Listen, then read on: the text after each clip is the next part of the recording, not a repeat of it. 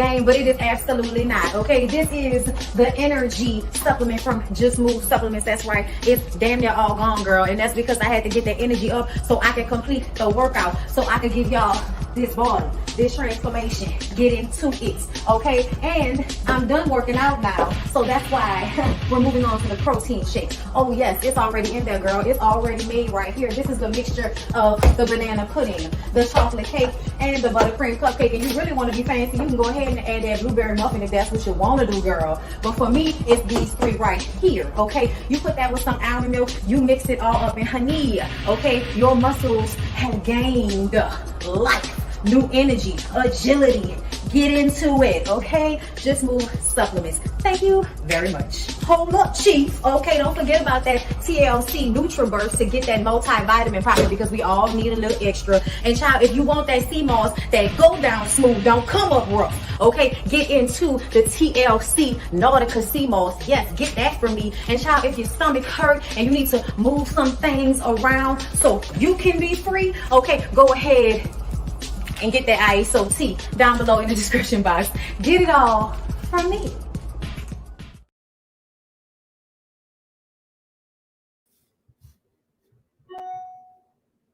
Come on in, come on in, come on in, not come on in, not come. Sorry, y'all know I'm weird, whatever. Hey everybody, what's up? It's your girl BondyBlue. So let's go ahead. Hey everybody, what's up? It's your girl BondyBlue. Okay, follow me on Instagram and let's get into the video, right? Hey everybody, what's up? Happy Friday. It's your girl BondyBlue, and I am back for another Now That We're Grown. We are about to get into soul food, girl. Listen, I feel like when I was watching this movie this time, I didn't realize how toxic it was. Like, I didn't realize how toxic this movie was until now. We're about to get into some things, but before we do, I want to let you guys know about Bondy's Boudoir, okay? Which is going to be my kind of, my sex show type situation. We're going to talk about things. We're going to get into some things, okay? I also now have an affiliate deal with SEDURE, okay? And SEDURE, use my code Bondy, you get 15% off any of SEDURE's sex toys and such things, okay? So we're going to get into that, and I'll give y'all more info on that. But I've already posted it, so y'all know I will be with Sex with Ashley, okay, on Monday night, 6 p.m., okay? We're going to get into some things. So, yeah, a new series, you guys. So I hope you guys come through, all right? I hope you guys like my thumbnail because I worked on it, okay? And, yeah, hopefully you guys will come through for the live. I've explained it, but I'll explain it that day, that once it's over, I'm going to take it off YouTube and put it exclusively on my website, because YouTube is very funny about conversations pertaining to sex. So, we'll see how it goes. Yes, I'm glad y'all got y'all reminders set. Okay. All right. Let's go ahead and get into soul food. All right, girl. Like, hold up. Is this? Yeah. All right. Let me move this, because I thought my lighting was better than this. Because it's like, what am I going to put a light on my face for when there's all this sun? Okay. So let's do that. All right, girl. Not that one. Oh, that's the wrong one, child. Where is this one? I just have to go and leave me. I'm coming, y'all. Give me 1 second. Baby, don't let the beat sway. But that's a good opportunity to tell y'all, if y'all did not see my Waiting to Exhale one, y'all need to see that one, because that one was good too. Okay, but this is the soul food. All right, so those graphics moving around. Okay. Hey everybody, I hope y'all are doing good. I hope everybody is having a good day. Let's go ahead and get into it, okay? Are y'all hearing and seeing me clearly? You know what? Before I even do that, let me go ahead and start a recording, so that if anything glitchy happens, we're all good in the hood and shit. Okay, hold up. Where is my OBS? Love the pink and purple. It's just pink. Thank you though. Just different shades. Girl, I just put this on because I was cold and I just bought it. I'm so excited that you're right on time about to clean and get a key from this. Oh yes, you will. Oh yes, you will. Okay. All right. I watched the Wait to Exhale video twice. It was really good and educational. Made me look at the movie in a different light. Oh my God. I love it. I appreciate that. Okay, girl. Girl. First of all, bitch, I ain't got no lipstick in here. No lipstick in here.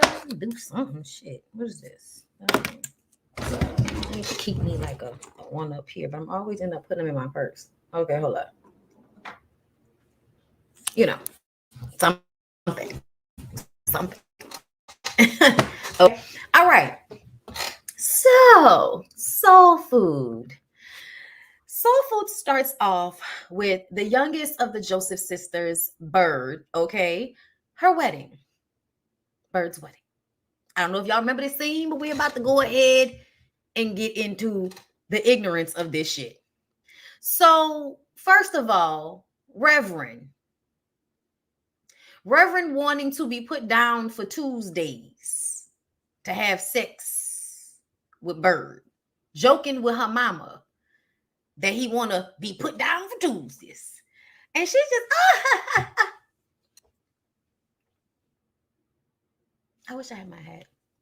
I'm going to just say that it is very problematic to me that Reverend was allowed to sexually like assault and touch and grab on all of the women all the time. And everybody just laughed it off and acted like it was, oh, it's not that big of a deal. It was a lot of that going on. It was a lot of, oh, let's just laugh it off like nothing's wrong. And it's really giving psycho. It is when you really think about how many things just in this family that they were willing to ignore and let go of and just act like wasn't happening. Insane. But yet again, microcosm of the Black community. Microcosm of the Black community. Okay. So Samuel shows up to put some money in Bird's titties. Okay. Meanwhile, some hoochie coochie mama is shaking her fat ass all over Bird's new husband on the dance floor. Couple of questions. How the fuck Samuel and Lim's ex-girlfriend get in the building? When I tell you what's crazy is that's realistic. Do you, let me tell you the Reverend stuff, yes. But when I tell you that a wedding would not have had, like, what? The way that girl was shaking her ass all on Lim and Bird just goes back into the bathroom.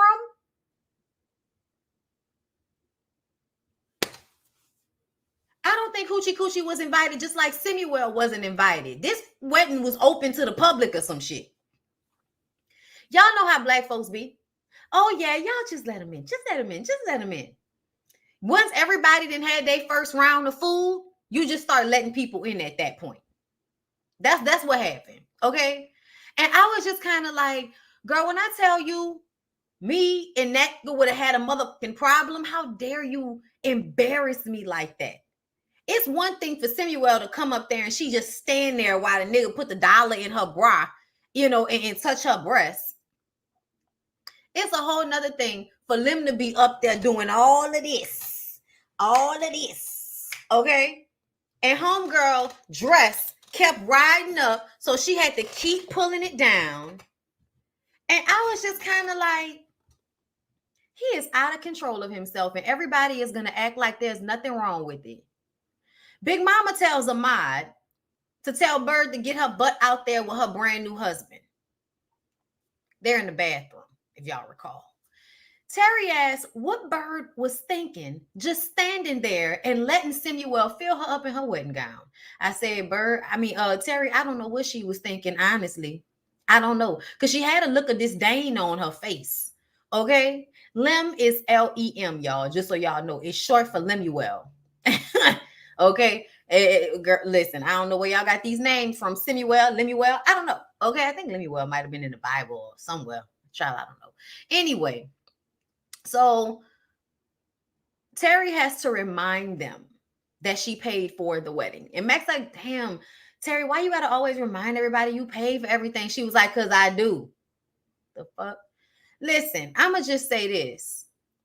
I know y'all want justice for Terry, but Terry would do a lot of this shit to herself, thanks to her mama.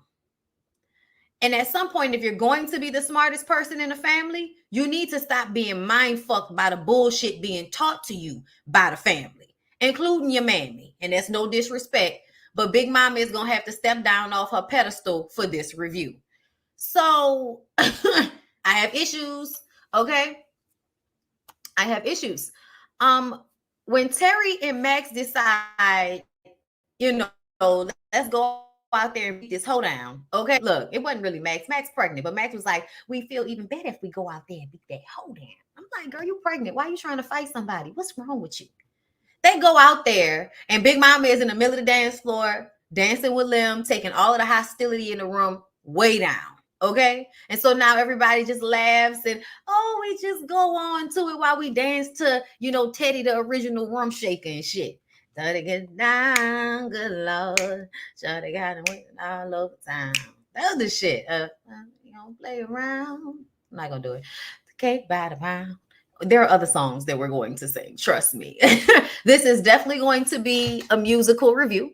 So if you do not like for me to sing, I urge you to go and listen to Ray J and Omarion sing live and get the fuck out of my face, because I never sound that bad. But also, I don't do what they do. But damn, like I would have never got up there those vocal. We'll talk about that at another time. We'll talk about it. But child, I was so embarrassed for them niggas. I had to cut that shit off. I couldn't even watch the whole thing. I had that shit on for a little minute. Oh. I tapped my phone so quick. Get that shit off my. Oh my god. Anyway. Back to soul food, y'all. Okay, these are trying times. Okay, these are trying times. Back to soul food. Okay. Ahmad says that he always thought that he had this really special relationship with Mama Joe, Big Mama. But then he realized that she had that special relationship with everybody. And that is the blessing in all of this. That is something that is absolutely the special thing about Big Mama. You know what I'm saying? And I say that because I had that relationship with my grandfather. Like I felt like I was his, his special little girl at the end of the day. Because I was the youngest. I spent the most time with him, just the two of us. So it wasn't, you know what I'm saying? Like it wasn't like that with my grandmother just cursed everybody out. But my grandfather always, like, I was always with him all the time. What else? Sundays at Big Mama's is how it started. Okay, we gotta talk about Sundays at Big Mama's house. Okay, how it brought folks together. All right, Reverend, once again, busting slob on all of the women and everybody just letting it happen, and the men are standing on the sidelines with these crazy looks on their faces, but they aren't saying anything and they aren't doing anything. Problematic. Okay? Problematic. If someone is making your wife feel uncomfortable, him being a reverend and an elder in your community does not mean you stand on the sidelines and chew your food all aggressively and shit. It means you go in there and say, all right, Reverend, here you go. Get your food. Get the fuck on now. Like nobody said anything. They just kept letting it happen. And the only way you would get him not to come around is when there was no damn food. Okay? Y'all definitely should have stopped cooking, inviting that nigga. Because I was, you know what I was thinking about? I was sitting up there thinking about it, and I was like, I wonder how he was with them when they were teenagers. I'm going to leave it alone. But I'm damn sure looking at y'all like, would y'all have allowed Reverend to do a little bit too much with the kids? The way y'all let him just hands on the women the way y'all do? It's ridiculous. Okay? Moving on from there. Granddaddy owned a corner store, a grocery store, and a laundromat. Okay, we bigging up grandpa. All right, that's what we got to do. Not bad for a black man in those days, nigga. That's not bad for a black man today. Okay, to own that many businesses. All right, Uncle Pete never leaves his room. Ahmad says he hasn't left his room in 10 years. He just sits and watches his old TV. It's like the lights are on, but nobody's home. And I was just like, this is another thing. Black people will have family members who have mental issues. And instead of putting them in appropriate housing, Mama Joe's old ass decides that she wants to take care of him and keep climbing up and down fucking stairs all day because his ass don't want to come out of his room to get his food. It's enabling all over the place. All of this is a trope. Okay? All of this is a trope. All of it. All of it is a trope. Everything, every single character is a trope of some kind in the black community. And that's why the movie hit home so much. It's an excellent movie when you think about it because they hit you with thing after thing after thing after thing. You stop talking about shit yet. We ain't had a boring, you know what I'm saying, part of this shit yet. We ain't even got halfway through it. Lord have mercy. Okay? But that's another thing. The mental disease that everybody likes to just sit and act like it's not fucking happening. A lot of ignoring, a lot of acting like things aren't happening. He must have had a bathroom in his room. Child, I don't even want to know. So then we get to Soul Food Sunday. All right, everybody showing up to Big Mama's house to cook and eat. And Bird asks, why we got to eat ham hocks anyway? And Big Mama says that, you know, back in the day, they didn't have a lot of options. Of course, we're talking about slavery. And so they would just try all different types of meat out to find out what would work and what would taste good. And, you know, black people figured out early on, you season some shit with salt and pork and you can make anything taste good. Okay. So I think that that conversation at the time, this appreciation for soul food, you know, was amazing. Absolutely.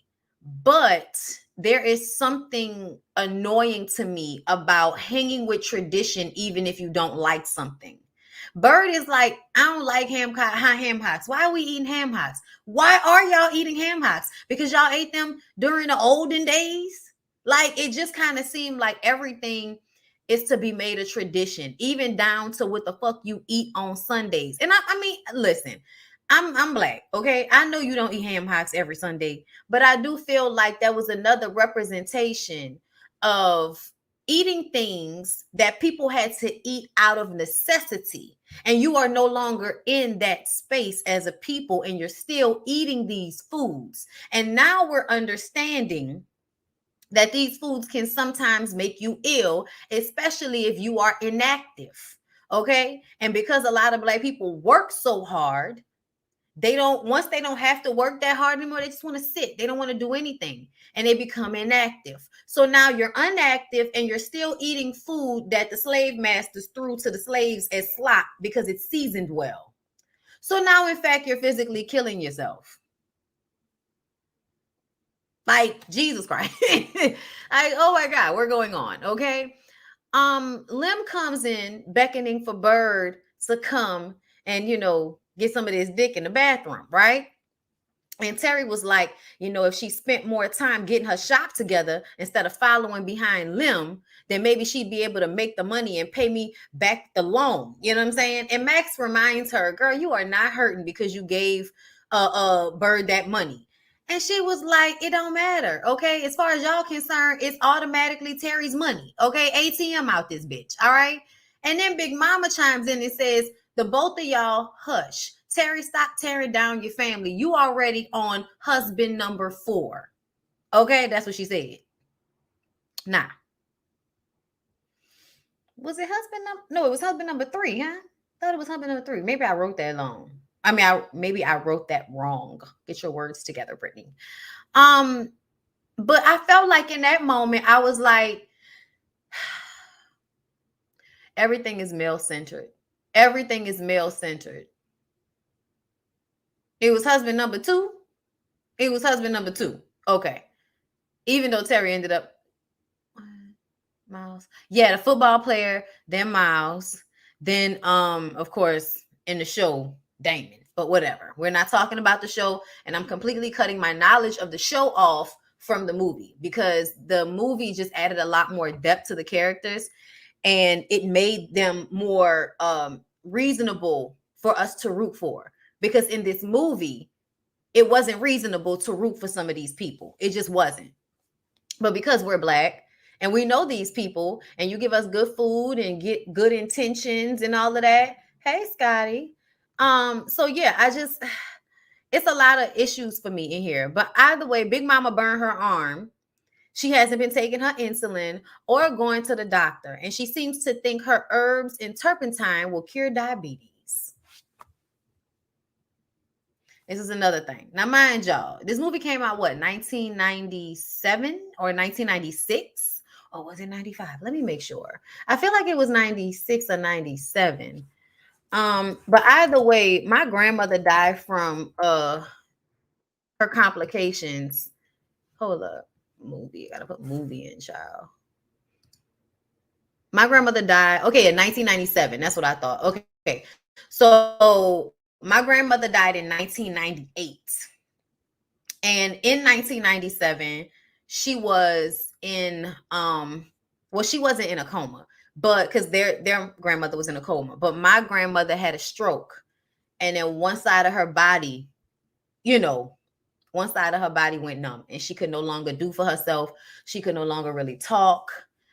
So this, watching it back, I was wondering, I was like, why didn't we make the connection? And it was like, because this happened before, my grandmother died, but it was damn near, around the exact same time that the movie came out. So it's just, it definitely hit home this time watching it. And that's why, y'all, I'm telling y'all, that's why I'm such a proponent for y'all working out and for y'all to be physical and care about your bodies, because I feel like a lot of us lost so many family members way too young because they refused to take better care of their bodies. Like, it's exhausting when you think about how many family members you lost because they didn't want to work out, because they didn't want to eat better, because they wanted to drink up all the soda, didn't want to drink water. It don't taste good. Everything has to be salty to the nth degree. Then you don't want to go to the doctor. You don't want to listen to the doctor when they tell y'all what to do. You don't want to be physical. You know what I'm saying? So that your blood can run through your body and help you metabolize some of the shit that you're putting in it.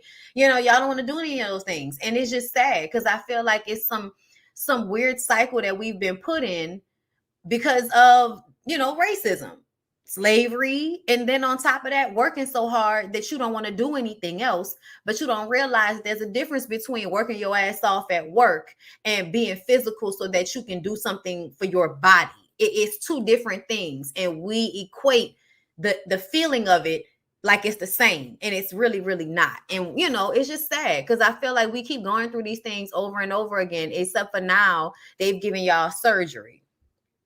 Now they've given y'all surgery, and you don't have to just ignore it.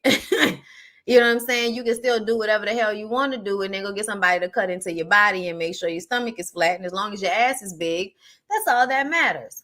So after the reverend is done praying for the legs and breasts under and around the table, Big Mama says that she dreamt the fishes last night, okay, which means somebody is pregnant or gonna get pregnant.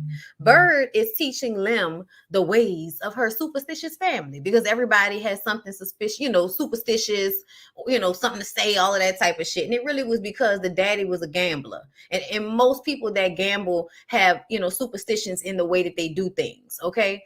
And plus the people was from Louisiana, I believe his side of the family was from Louisiana. She also burned the crab cakes. Bird is like the only one that really can't cook. It's sad. But she's the youngest. So y'all know what that tells me? That means that she was spoiled. Y'all always spoil the last one. Y'all, you'll put all of your best intentions on the oldest. You'll probably ignore and put the most work on the middle. And then on the last one, you'll try to correct all the mistakes that you made on the first two, which will sometimes provide a lack of discipline. You know what I mean? Like, I feel like that's what happened with Bird, because like one sister is a lawyer, the other sister is a homemaker, and you're a hairdresser now, but you seemed to be like a get it girl that was getting taken care of by Samuel until you realize you didn't want to be treated the way Samuel treats the women that he controls and takes care of. And then you want to be with the hood nigga, and you get with the hood nigga and he treats you a little bit better and you love him and all of that shit. But he has no had lack of direction, and he has lack of direction. You know what I'm saying? I feel like even her doing hair was her doing something so that she could in some way compete with Terry in some respect. Like if I have my own business, then I'm successful too. You know what I'm saying? Even though I need my sister's money to do it and I'm running behind a nigga that is in and out of jail, it's slightly abusive to me. But we're gonna act like that's not happening. Okay, so yes, like I said, Bird gives spoiled. Max shades Terry cooking and says that she can't cook nothing. That's why you always had me in the kitchen cooking, huh, Ma? And it's like, so Max had to tell herself that. That's what Max had to tell herself. Max shits on Terry when it comes to cooking and things of that nature, because I think she felt like the workhorse. I think she felt like she was expected to do all of the housework, and she was expected to cook and be the good little house mom with her mom while Terry was allowed to dream big and be in her books and not cook, even though she was the oldest. They all cook, but you can tell that Big Mama really put the onus of taking care of a household and being the mother figure on Max. And it's fucked up because I feel like Max resents Terry because Terry was able to not live under that pressure. But she doesn't see that Terry was put under the you got to save the family pressure. You know what I'm saying? They're just not seeing each other's perspectives because they're only seeing it from theirs. And I feel like there was a real level of immaturity for these grown ass people.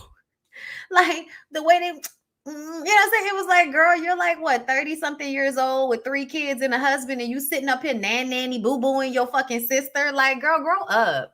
Like, grow up. Anyway, so from the shading of Terry becoming the successful lawyer, we get into how Max stole Kenny from Terry in high school. Okay, so Big Mama would always make Max and Terry go on whatever dates they were going on together just to make sure that they were safe, right? Because if one sister's there, a dude will be less likely to try something than if they're alone, which is smart in essence, but they're close in age. So what it ends up doing is one sister is a little bit more carefree, one sister is a little bit more uptight. So for niggas that's trying to fuck, they're not going to be able to get it out of Terry because Terry's a little bit more uptight. But you got Max over here being pick me because she wants to be able to prove that she's better than Terry in some respect. So I almost felt like, as much as y'all want us to feel like Max and Kenny really just genuinely was supposed to be together and the circumstances were just that he was with her sister in high school first, it almost felt like Max only wanted Kenny so that she could piss Terry off. Like, remember when they was skating? That's how you gotta do it and all of this shit. Like, and then he runs over to her. Like, honestly, Kenny wasn't smart enough to be with Terry. And that's just what it is. Kenny's stupid. I'm sorry, y'all. Kenny's stupid. Kenny is one, like, I'm sorry, y'all listening to the shit that Kenny was saying and doing throughout this movie. Niggas be slow. And I feel like Kenny was slow. So Kenny was more Max's speed because Max would be happier with a man working a regular job and being down to the house. Yeah, no, initially. But as time goes on, you realize he wasn't smart enough for Terry. That shit would have not worked out anyway. But it still made Terry feel like she was missing something when it came to femininity, or she was missing something when it came to the warmth that Max was able to provide. You know what I'm saying? So it definitely seemed as if she resented Max for the way she was received and then internalized it. Because she can't say anything. She has to be perfect. So she internalized it. And the way she internalized it is to keep everybody at a distance. In the moments when she was asked to be soft, she wouldn't allow herself to do it. And I think it's because she was just like, well, if this is who I am, then I'm just going to be who the fuck I am. And I'm not going to try to do nothing outside of that then. that put her at a disadvantage. And so I feel like in this movie, it seemed as if Terry had to be broken down because she just needed to be broken apart, because honestly, what she was built on was a whole lot of savior complex, a whole lot of black woman saved the day for everybody. My mama taught me to be the strong backbone and take all the weight on my back. And I feel like they only tapped on it in a movie, y'all. They tapped on it. But, you know, Faye fucking a husband, and we'll get to it, but that was the breaking point. You know what I'm saying? That was supposed to soften her. Your husband fucking your cousin who you letting stay in your house was supposed to soften Terry. You know what I'm saying? Which is fucked up in essence, because nobody should have to have that happen to them. But I think throughout the movie, we actually saw the times that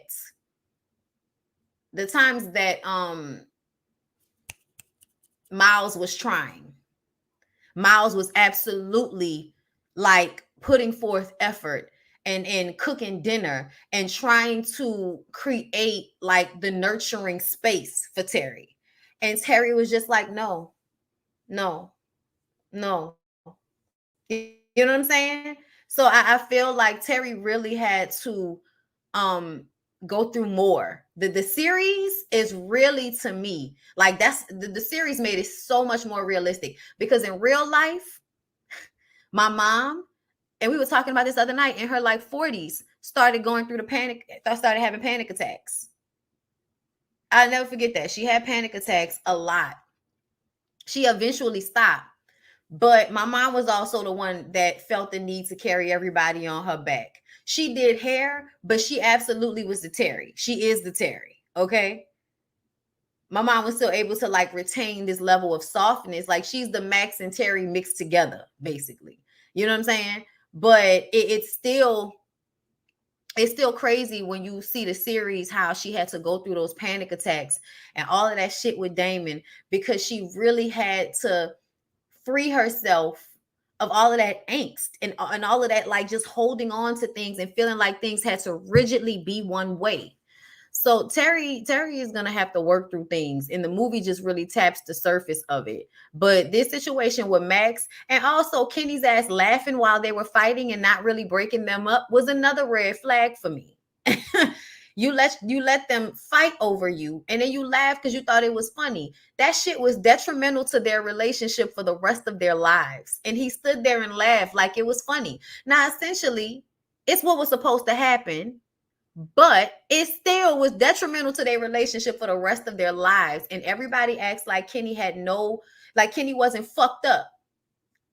You know what I'm saying? Everybody acts like Kenny wasn't a dog ass nigga for that shit.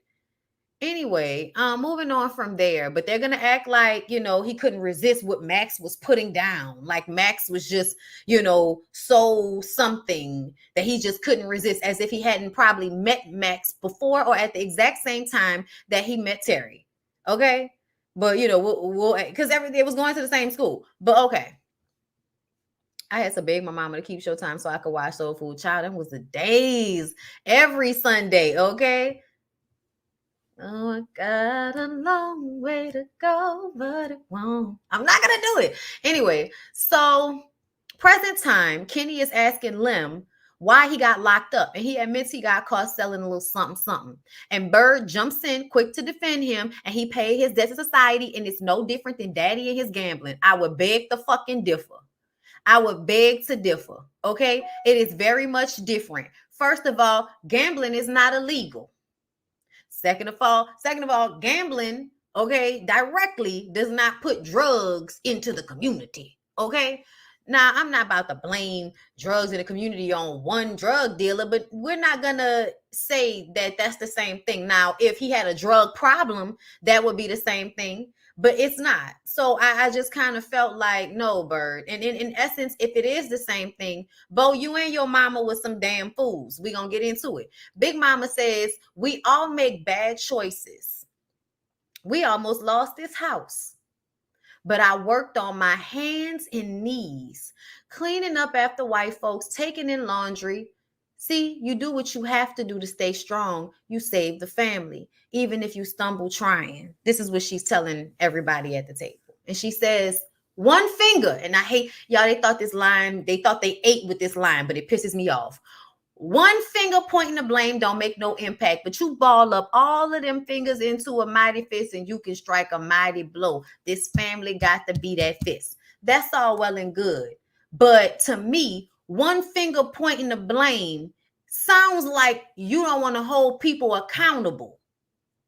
That's what that sounds like. Because to me, where was the accountability in your husband almost losing your house to the fact that you needed to go and work on your hands and knees, cleaning up after white folks, doing laundry, and everything else while he went and gambled away y'all fucking money? No accountability. No accountability for him. All the responsibility on her. Now, you know what would have worked? Oh, he got all of those businesses. Mama Joe should have been running the businesses. She should have been giving him an allowance. But no, he got a dick. So that means he should be in charge of shit, right? Even though this nigga damn near lost their house. And they got 3 kids to take care of and 1 in college. One finger pointing the blame. No, how about all of the fingers pointing the blame because the shit that he's doing is affecting everybody? Child. Oh, Lord. Then here come Cousin Faith. All right, y'all. Cousin Faith comes in. No one but Big Mama looks happy. Fuck she doing here? Last they heard, she was stripping in California, and some guy discovered her, got her dancing in rap videos. Amai said he ain't never seen her in none. Reverend instantly goes to filling Faith up when she's introduced to him. I mean, went to put his hands under her jacket so he can touch her body. So when you tell me that Cousin Faith has always been the problem child, I'm going to ask you, who fucked with Faith? Because I was triggered by y'all laughing and allowing the Reverend, because that's what Big Mama did. Every time the Reverend felt up one of her daughters, or every time Reverend made a joke about fucking one of her daughters,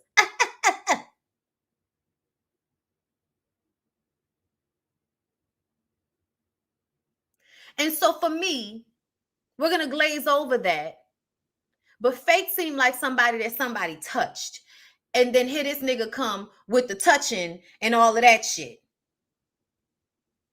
Okay? I'm just saying, y'all, clocking little small nuances that, you know, probably was meant to be something a little bit deeper. I got to read the book again. That's what I need to do. So Max goes into labor. Okay, this is baby number 3, this little Brooke. Okay, so Max got it. All right, I got it. Okay, just get the door. All right. It's so funny, y'all. I feel like Vivica Fox has played a mother so much. It's crazy to me that she's not biological. You know, she doesn't have any children, because I have always kind of seen her as a mother figure until recently. Like, it's crazy, you know, like how people playing these roles can really define how you see them as women. But yes, while at the hospital, Big Mama passed out. So when they got her checked out, she found out that the diabetes had gotten real bad and cut off the circulation to her leg, and they needed to amputate it. And she says, nobody's cutting off my leg, and that's that. Okay, fine. Bird shot. Samuel comes in looking like a beautiful devil and tells Bird that she's getting thick. And so she turns around and she says, listen, I'm married now. So whatever it is we had going on before, it's over. Besides. And then she did that, you know. Y'all see it in the picture. Ah. Why my tongue look so white like I ain't just brushed that shit? Ah. Oh, yeah. This. Anyway, protein shake, y'all. It's milk. Leave me alone. Don't fuck with me. I brush my teeth, okay? Whatever. I scrape my tongue. Drinking shit right now. Don't judge me. But it just look oh, it's the light. Okay. Shout out like the fuck. Anyway, it look way too white for my comfort level. Anyway, I was like, it don't feel like that. It's the light.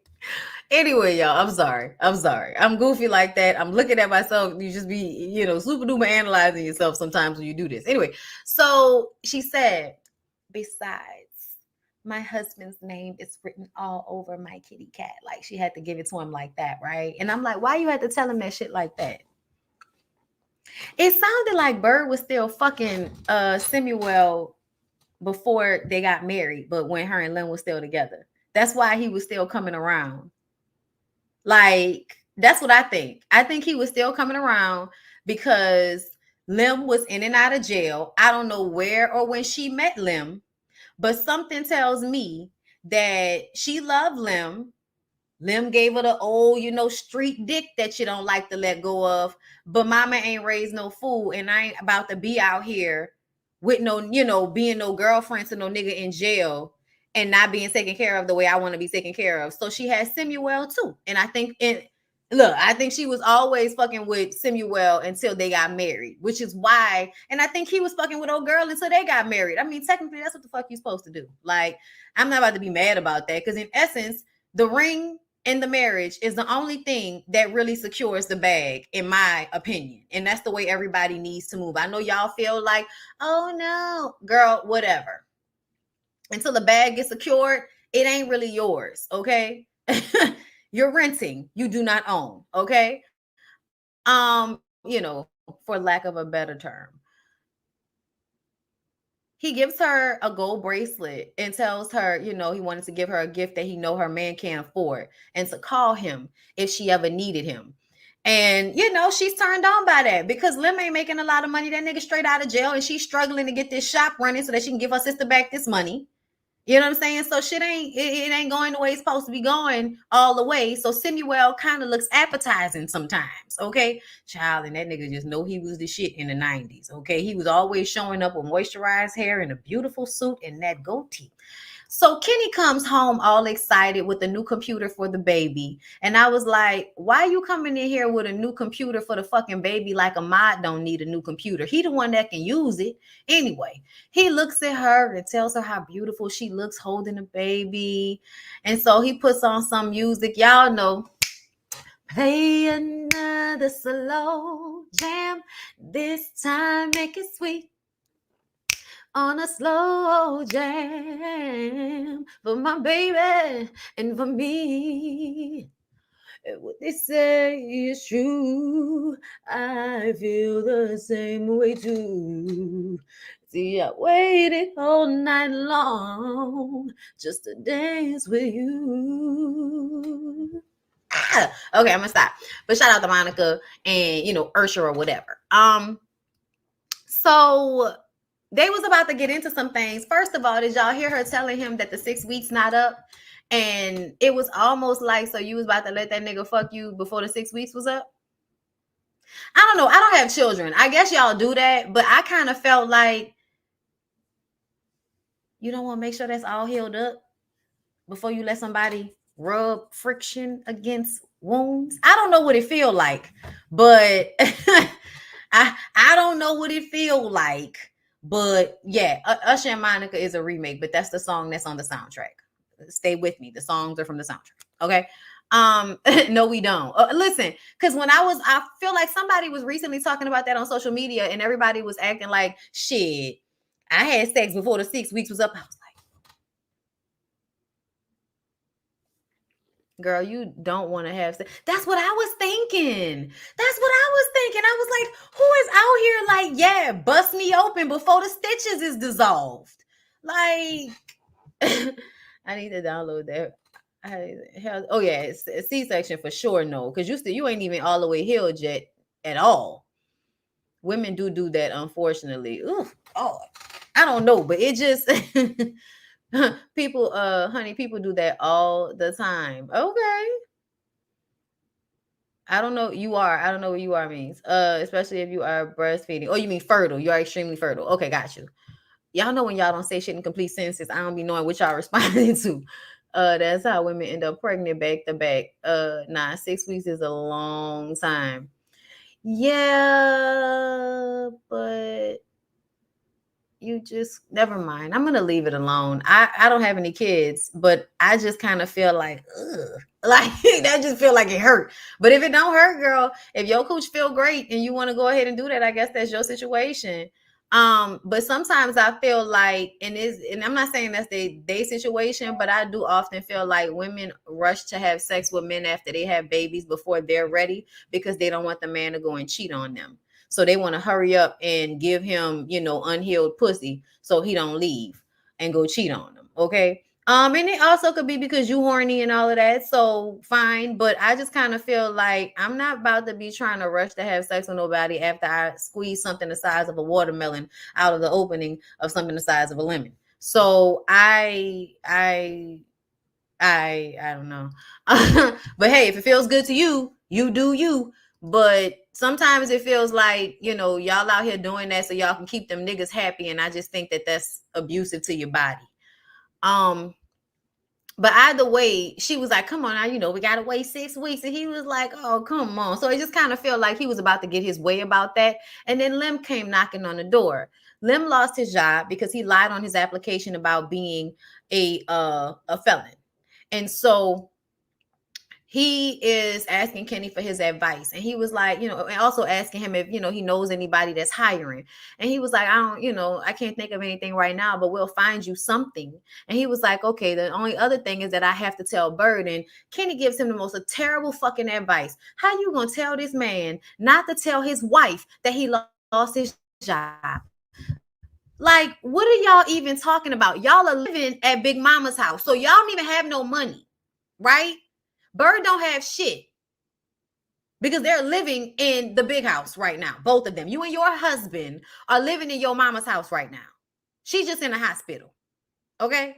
Well, she ain't in the hospital. But y'all know what I'm saying. Okay? They was living with Big Mama. We just didn't see it until Big Mama was in the hospital. But I just thought that was stupid advice. Like, that's such a stupid thing to lie about. Why the fuck would you lie about income coming into our home? Like, and then you don't want the help. You don't want the help. Somebody wants that, if your woman could have got you a job, you didn't want that help. But you were okay with her paying bills. You were totally, nigga, we're not even there yet. But because I'm thinking about that bathroom scene, pissed me off. But anyway, don't tell a black woman you don't have a job. Talking about because Bird walks around in Chanel sandals and shit, he don't want it to seem like he's living off of her. You are. Y'all are living with her mom.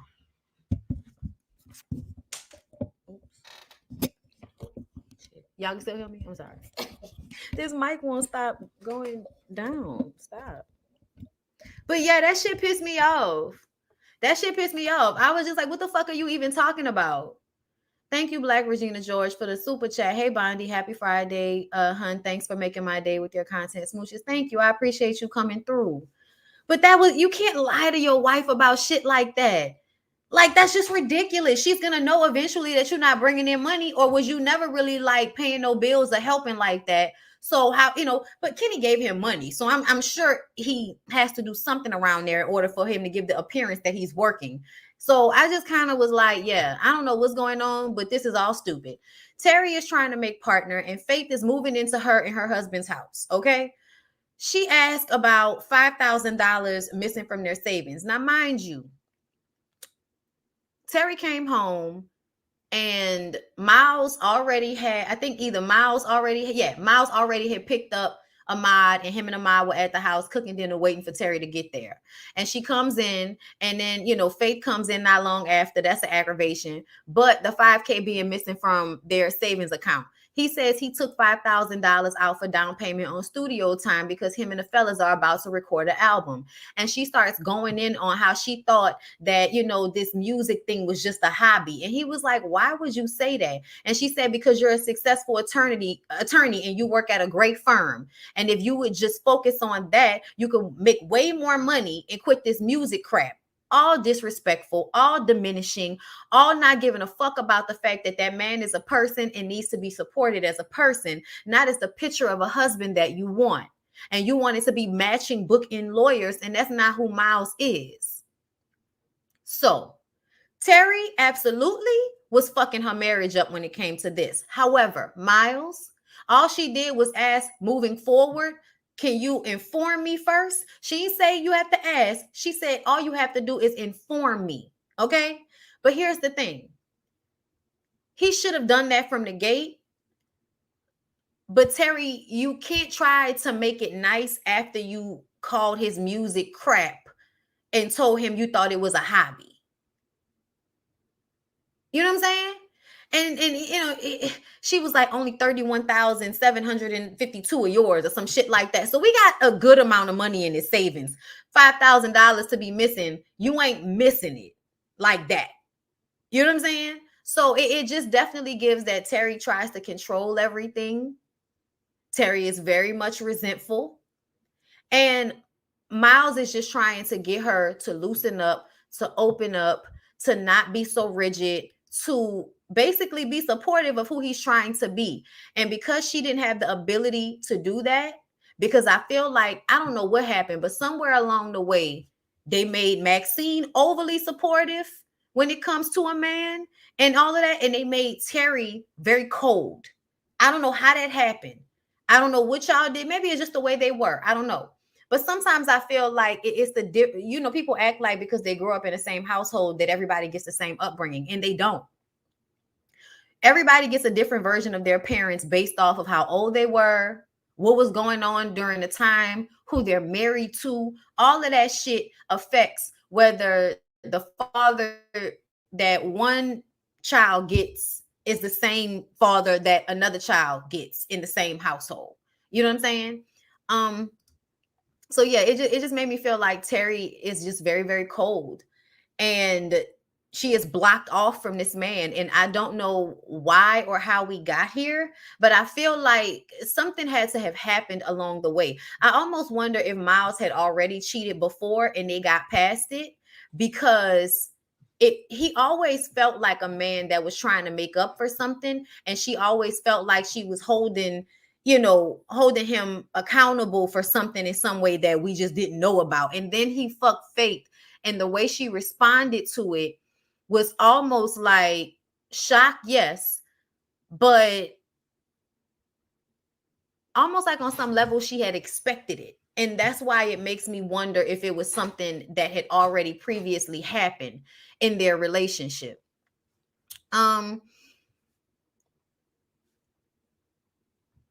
So Big Mama goes in for surgery and she ends up going into a coma, which was extremely heartbreaking and worrisome for everybody. Lim tries to find a job, but no one wants to hire him because he's an ex-con and he doesn't have any referrals. He picks Ahmad up after school, and y'all, one of my favorite songs is playing on the radio. Just keep your faith in me. Don't act impatiently. You'll get where you need to be in due time. Even when things are slow, hold on and don't let go. I give you what I owe in due time. Who say good folks is not supposed to die? The same that say good folks is not supposed to cry. Look, I ain't gonna do it, but that's my shit right there. Struggling's just a part of my day. Many obstacles have been placed in my way. I know the only reason that I make it through is because I never stop believing in me. So people wonder why we in the first place. They can't believe because they ain't never seen your face. Well, even if you pray the next day, you gotta try. Can't wait for nobody to come down out the sky. You got to realize that the world's a test. You can only do your best and let them do the rest. You got your life, you got your hell. So quit procrastinating and push it yourself. Listen, no truer words have ever been put into a fucking verse. Do you hear me? And not only that, but I never paid attention before to how that matched his situation. Y'all, this scene, I would glaze over this scene. But Lim goes to pick Ahmad up, and Ahmad looked like he was about to catch a train after school. And he tells him, I got to tell you something, but you can't tell your mamas or your nosy ass aunties. And Ahmad is like, all right, yeah, I can keep a secret. And Lim tells him that he lost his job and he's having a hard time finding a new one. And Ahmad tells him not to worry, he'll find one soon. And he said, you got a lot of confidence for just a little shorty. And he was like, yeah, everybody says I get my confidence from Big Mama. And then Lim asked him to put his gloves in the glove box. And when he goes to open it, his gun is in there and he hurry up and shuts it. And well, Lim hurry up and shuts it. And he looks at him, he says, I spent a lot of time in prison, right? And he was like, yeah. He was like, well, that would have never happened if I was smart like you seem to be. So even in that, I think they were trying to show us, and this is why people wanted Lim to win. It was because they felt like Lim had a good heart. They felt like Lim meant well. You see what I'm saying? So yeah, Lim is an ex-con, but he wanted to have a job. He wants to take care of his woman. He wants to be there. He wants to be a good, example. Because even when the gun thing happens, he made sure to give Ahmad the understanding. You know what I'm saying? Like, don't think this shit no play shit. Like, understand that I spent a lot of time in jail, and if I were smart like you, I wouldn't have been. So understand that I was stupid and I made a mistake. Okay? Which is not the same thing that's being taught to these kids nowadays. So I do feel like in that, Lim was trying to teach Ahmad something, but Ahmad turned around and says, Big Mama always says you got to love yourself. Maybe you should try that. And y'all, I can't even tell you how we never paid attention to how big that was for the kid in the family to turn around and say that to one of the adults, that he could see that he didn't love himself and he needed to. And y'all, it makes me, it's so like my family, because I'm not going to tell y'all no story right now, but I'm going to tell y'all that there were many a times when I was a kid that everybody would take with them. Not only, did everybody take me everywhere with them, but they were very open with me and would talk to me. And, I'm like 10 years old, and my cousins that are in their 20s are confiding in me about their relationship problems. You know what I'm saying? And talking to me and crying to me about how they feel. And I'm telling them, no, you need to leave him alone and you need to just focus on yourself. Like, as a fucking kid, I'm telling my own big cousins that they need to love themselves more. This scene clicked so much for me. And I was also, the grandparents' baby. So it's crazy how the truth comes from the mouth of babes, man.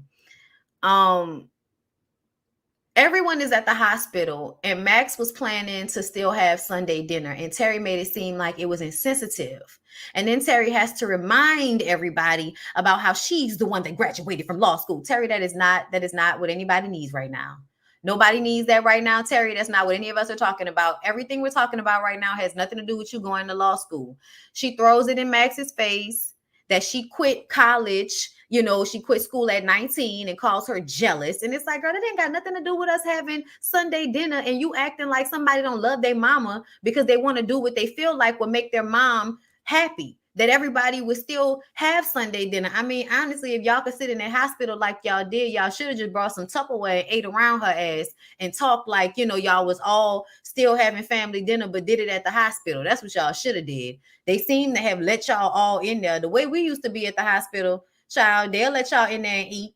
So I didn't understand. I'm like, listen, y'all better cook Sunday dinner, get it in some Tupperwares, and we're going to meet down to the hospital, and we're going to eat in the room around Mama Joe and help she, see if it'll help her wake up or something. Like, that's what y'all should have been trying to do, but I'm going to go ahead and let y'all go with it. Something else I noticed, y'all, I feel like Big Mama made everybody codependent on her too. Because as soon as she was gone, everybody is losing their goddamn mind in this family. Okay, Ahmad gives better advice than Kenny. Yeah, because Ahmad was listening to his grandmother. I don't know who the fuck raised Kenny, child, the TV series. But anyway, so everybody starts screaming and hollering in the hospital, and they're told they had to leave. And so now the family is being broken up. Bird tried to cook by herself, burnt all of it. Nobody but the Reverend showed up, and Uncle Pete gave the food back. Y'all, oh Lord. A mess. Thank you, Amber, for the super chat. Love you, Bondy. Keep up these videos. Love them now that we're grown. Thank you. I'm glad y'all enjoy these. I really do. Okay, so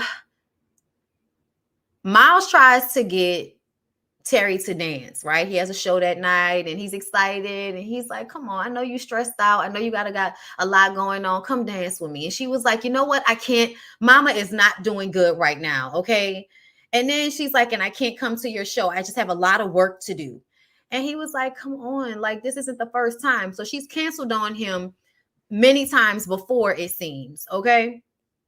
So he tells her, oh, wait, no, sorry. So he leaves and, hold on, wait, no. He tells her, oh, my notes got fucked up. He tells her that he's taking his music full time, and she tells him it's a mistake. And he says, well, it's what he wants to do. And he walks away. See that? Like it'd be different if he wasn't already working with artists and like putting out music and already like Miles is not a 40-year-old rapper. You know what I'm saying? Like he's not, that's not where this is coming from. You know what I'm saying? This man is being a real musician at the same time of being a lawyer, stacking up money and, you know, putting himself in a comfortable position. So I feel like she wasn't supporting him and it didn't make any sense. Like, why? Okay. Yes, the codependency was a huge takeaway. Child, wasn't it though? Then here comes Faith happy ass. Okay, Jan Brady walking in the kitchen. Okay. And Terry was like, so what you gonna do for work since you staying up at my house? And she was like, I just don't do the straight job thing. And she was like, straight job thing? And that's annoying as fuck to somebody when you gotta come stay with me, but you gonna tell me how you don't want a job that pay fucking money. Okay. Faith says that she wasn't planning on staying there. She was planning on staying at Mama Joe's. So if she wants her to leave, just say it. And Terry asked, why did she come back? Why you come back, Faith? And then we get the laundry list of things that Faith has done in the past. Oh, so would you come so you could run up Mama's credit cards or get some credit cards in her name and don't pay them? Or maybe you want to use her credit to get a car. Make her sign on a note and then leave her footing the bill when you leave again. Or better yet, how about you get arrested again? Okay? Faith says she's changed. And Terry says, don't try that shit this time, bro. And I just want to say this. You didn't change. Terry was right. Terry should have never let you come stay in her house. But thanks, Mama Joe, because you don't teach them to have discernment and follow their own discernment. You teach them to put all of that aside for family. Now, here's the thing. At the end of the day, she could have stayed somewhere else, okay? But that was the most comfortable place for her to be as far as space. Terry has the space. So I do feel like Terry should have let her cousin stay with her. But I also feel like the idea behind not letting women in your house comes from this. You think you let a woman into your house, you're going to fuck your husband. But I want to tell you, your husband was already going to leave. You were already going to get a divorce. It was already over. She just came in and solidified the fact that this shit was over. Okay? Faith may have been an agent of chaos, or you can look at her as the person that comes in and does what needs to be done and reveals what needs to be revealed.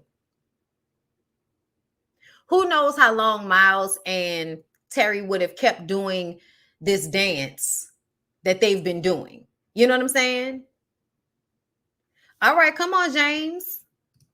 Come on, James, because you're saying the same thing that I'm saying. Or reveal what happened to Faith, because it was a cry for help if she did all of that. That's another thing. And that's how you know people don't be paying attention.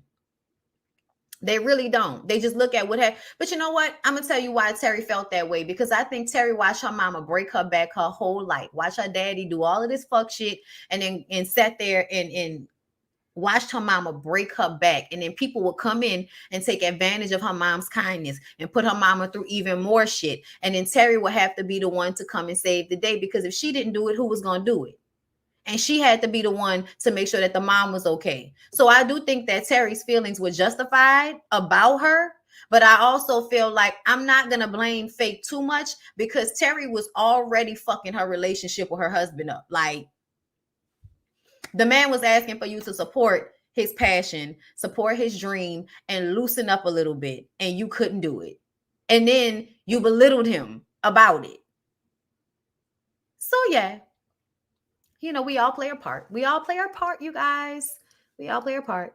So I'm not going to put it all on Faith. Faith was just the one that came in and was the accessible pussy. So she rushed what probably was going to happen as soon as Milestone started to, you know, really take off anyway. You think Miles was going to be able to be in them bars with all of them women in the 90s and they weren't gonna be trying to fuck him? Think not. Okay. So Milestone performs in a club, y'all. Speaking of, ooh, girl, I care about you. I'm there for you. So why don't you care for me like I care about you? Oh, girl. That's my shit, y'all. Sometimes I feel so alone. Hold on, wait. I disagree. I believe the grandma was a victim narcissist for the girls against each other. I don't know what that means.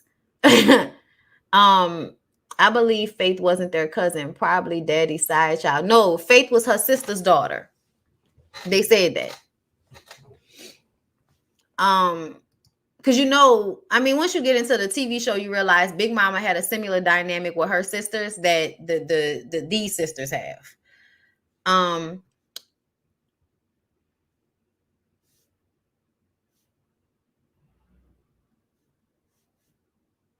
thought it was her. She said it's my sister. I thought she said it's my sister's baby. Yeah, it was her. I thought, yeah, her sister's. You said this is my sister's baby. I'm reading y'all comments a little bit. I almost bust out into wave in the air when hearing that song. Child, that is my shit. I love it. Okay. How go? Oh, hold up. I'm trying to get to the KC part. How this way? I thought that we were in love, but I right now don't know what you want. I make sure that I give you quality time. But lately I feel you're not home by design. But still I'm gonna try to give you the love of my life in hopes that you would open up your arms, baby. Yeah, can I get a witness right now? So why don't you care for me? I got here, hold up, break down. Come on, y'all, and I'm gonna be done. Sometimes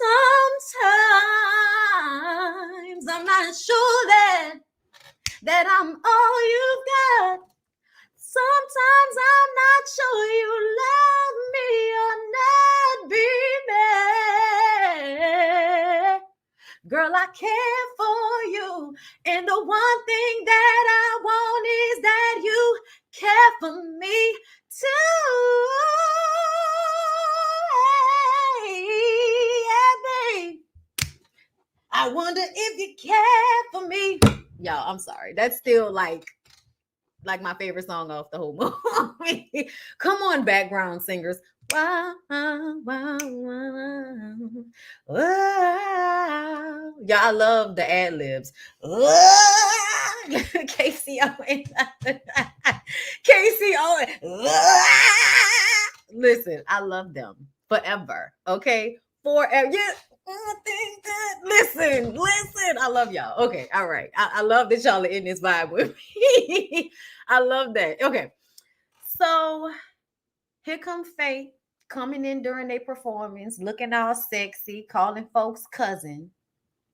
And they talk about how they both feel the same about dancing and music, that they don't want to continue doing things that don't provide them with passion. They don't want to keep doing this 9 to 5 just to make money shit. And it's so funny because I feel like we are always kind of going back and forth through these kind of life cycles of trying to teach the same lessons to new generations. And I feel like that is absolutely what Miles was teaching, and Terry. Like Terry, they didn't clap on it, they didn't touch on it as much, like I said in the movie, as they did in the show. But Terry's need to succeed as a lawyer and constantly being shitted on, y'all, I watched that show every Sunday and still turned out living exactly that. When you work your ass off for white people and they never want to give you your just due. But, at least on the show, she was able to, swipe her nuts across them niggas' foreheads at Green Norris. But that's not the point, okay? The point is, if Terry has supported what Miles had going on, I don't know if Faith would have been able to fuck her husband. And I'm going to just say it like that. So Bird finds Lim home in the middle of the day. She came in with some of her coworkers. I know why none of her people showed up. Miss Girl can't cook. You can't cook, girl. Just like that homeboy had me dying laughing, okay? So she hears something and they find Lim in the bathroom and she pushes him. First of all, he was coming out the shower, so his dick was out, and she pushes him in the bathroom. Like, girl, did you see that thing? I'm like, okay. And so she's like, what are you doing home in the middle of the day? And this is when he has to admit that he lost his job. And she was like, you felt like you couldn't tell me that? And he says, well, Kenny thought it would be in your bed. She said, what the fuck you listen to Kenny for? You gonna listen to Kenny? Like, we both talk about how stupid Kenny is, and you gonna listen to this nigga? And he was like, what he told her, she don't know shit about being a black man, this stupid bullshit ass system. He didn't went on 6 job interviews and they won't hire him. And so check it. Lim is one of those times, y'all, he's like the perfect trope, right? The perfect trope is a person that is going to slide through society's cracks and be the kid whose mom was out here being okay with him selling drugs as long as she could buy her liquor money, get her liquor money and go do what she wanted to do. Okay. So they didn't talk about that, but we all know the Lims of the world. Like, a lot of y'all sold drugs because y'all parents didn't take care of y'all. Okay. So you don't have the family dynamic that Bird has. So Bird is trying to save Lim because Lim didn't have what she had growing up. So they're giving him all of this grace and shit about being a felon and going in and out of jail and having these issues. They're giving him a break, right? But essentially, he is still out of control of himself. And this is why you don't make those mistakes. Y'all niggas don't be wanting to hear this shit. Especially some of you street niggas, y'all don't like to hear this shit, that y'all had a choice, that y'all could have, chose differently. Y'all don't like to hear that. Because I know especially out here in Louisiana, a lot of you niggas don't have to get involved in the shit y'all get involved in, but you want to be cool. You think it's cool. And then your ass end up in jail. And then when you're fucking 40 and you got to ask somebody permission to go out the state and all of this shit, and then you're wondering why you thought it was so cool for you to go out and commit acts of violence and crime in your community so that your ass could end up being a statistic and a trope and a reason for a woman to be stressed out instead of a reason for her to be supported and feel safe. Y'all is fucking aggravating to me because I feel like Lim's story is the story that got a lot of women to go along with this love after lockup bullshit. When essentially these niggas don't be Lim. Really. In real life, Lim is cheating constantly. Lim is disrespectful. And Lim does more than just push Bird in real life. But okay, for the movie's sake, Lim will be, like I gave y'all, the poor little sad black man that just had the hardest, life and was dealt the hardest set of cards. And then he met the beautiful little spoiled bratty princess that can help him have a better life. That's a trope in our community, and that's what this is given. So you didn't want to tell her that you didn't have a job. And then when she said she can maybe get somebody to help you get a job, you was like, Bird, no, I could find my own fucking job. You know what I'm saying? That's what he said, right? But then when she said, I'll just cover our bills, I didn't hear him disagree. I didn't hear him say, no, I'll figure it out. He didn't say that. He didn't say that. He was okay with her paying all the bills, covering all the bills, but not with her helping him get a job because his ego. But no ego involved in her paying all of the bills.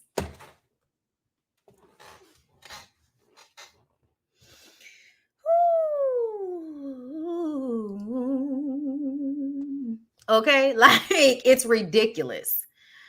So then we see Faith, y'all. Faith didn't have all of the money for her musician who was supposed to play for her during this audition that she had. And so Miles comes up and plays for her. And y'all know everybody loves this scene because it showed that she really did have dance talent. I feel like everybody thought that she was bullshitting until Miles comes up there and plays something out of the blue, and it showed both of their talents. It showed, you know what I'm saying? Like they were able to like be the best version of themselves in that moment because of one another. It looked like Miles might have been coming from the fucking law office. You know, he had his vest and his beautiful suit on and pulled up and sat there and played that shit so beautifully. And she gave us her best liturgical, but I have been trained dance moves, pointed toes and everything. Y'all.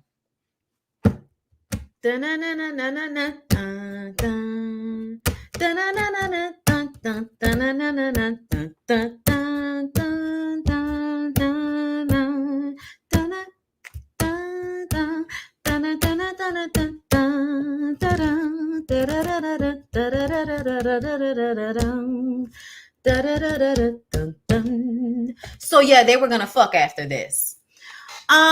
So Bird calls Samuel to her shop on some real slick shit, okay? I want your love. I need your love. Give me your love, baby. And listen, the soundtrack is off the chain because that was the music playing in the background. Baby, baby. Oh, yeah. Shout out to DeBarge. Shout out DeBarge always at the Debbie Allen School of Dance. Okay. Yes. DeBarge always gonna give you that good sample.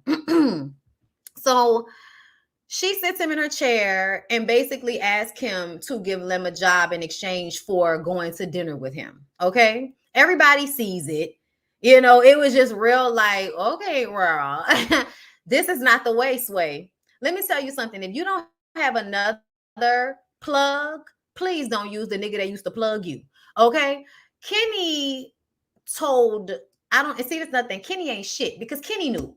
Kenny knew what the fuck was going on because Kenny called Lem and told him to ask about the printing company that Samuel worked at.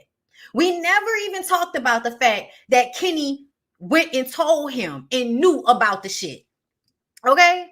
But anyway, so when he went, he said they didn't even know who Kenny was, but he got the job and it made him feel like the man. And when he came home, Bird had her lingerie and the candles and she put that pussy on him, you know, in front of the dining room table.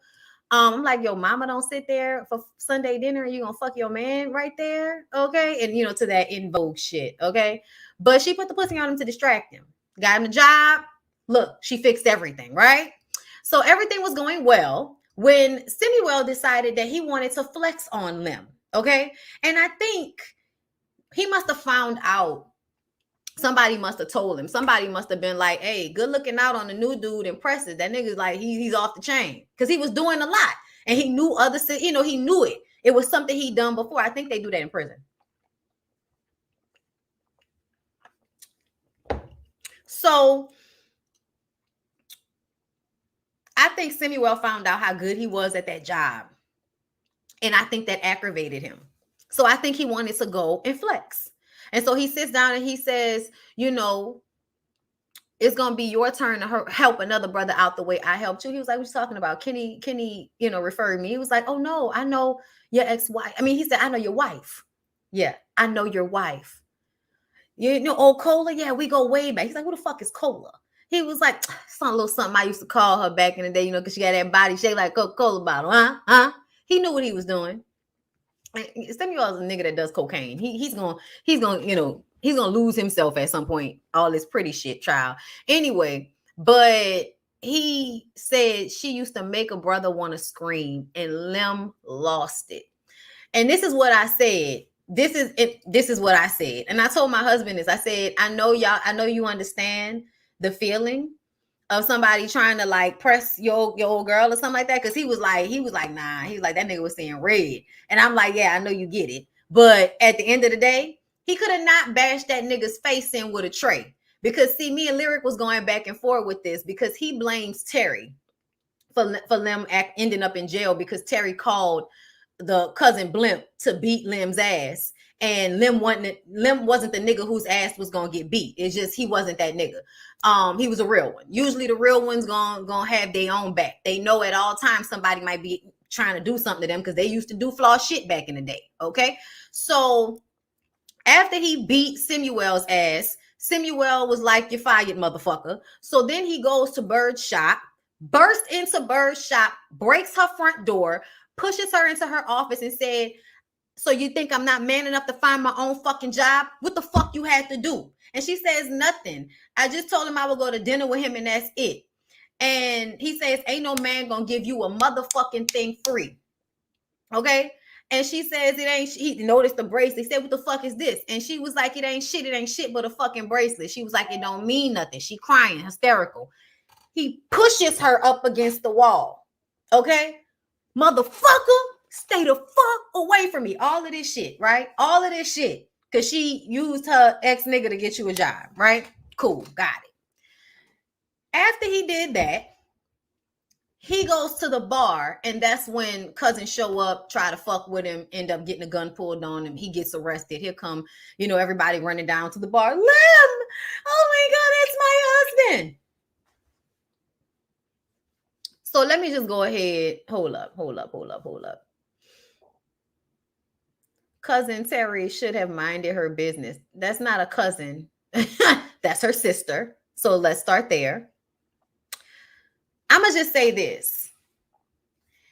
If a volatile nigga that's been in and out of jail, that lost his job, my sister got him another job. Yeah, she got it the wrong way. Bird was wrong for the way she got him that job. Absolutely. She was fucked up.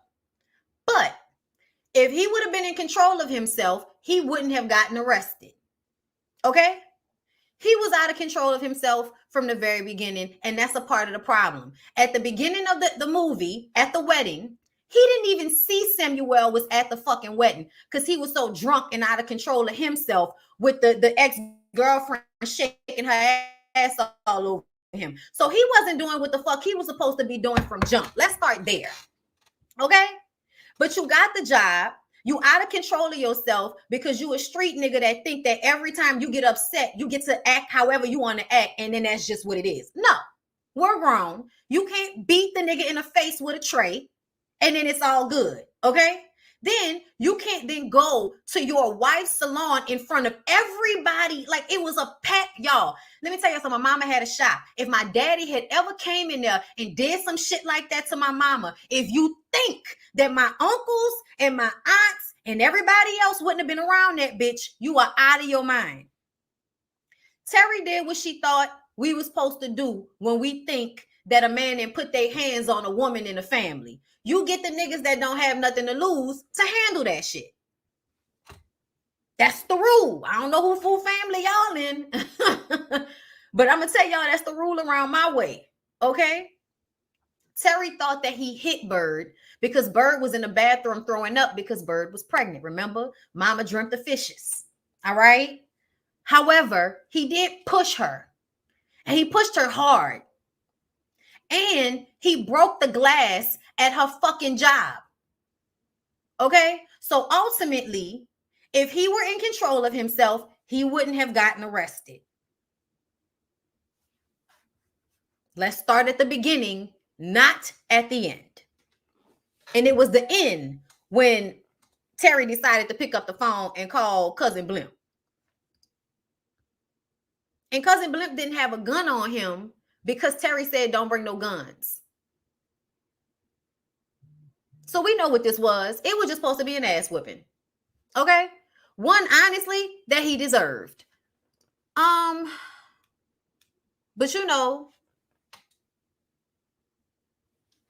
I also feel like everybody be like, "Terry, stay out of it." And it's like, okay, well, don't ask Terry for money. Because see, what happens when you are constantly financially depending on somebody, they are involved in your life because they have a stake in it. Who paid for the fucking door to get fixed? Tell me right now. Tell me right now who paid for the door to get fixed after he broke it? Terry. I bet you any money Terry paid for that door to get fixed. Who was the first person that Bird called? I mean, not just Bird, everybody. Called Terry. Max wasn't the one down there. Terry was there on the phone calling Blimp. And the people who was at who worked there was on tapping on the door trying to find out if she was okay. So at the end of the day, if you don't want Terry in your business, stop asking her for money and stop calling her every time you need something. Child, Makai was some sexy, wasn't he? Ooh, Lord. Ooh, Lord. Right. Hold up, because we're going to get to that.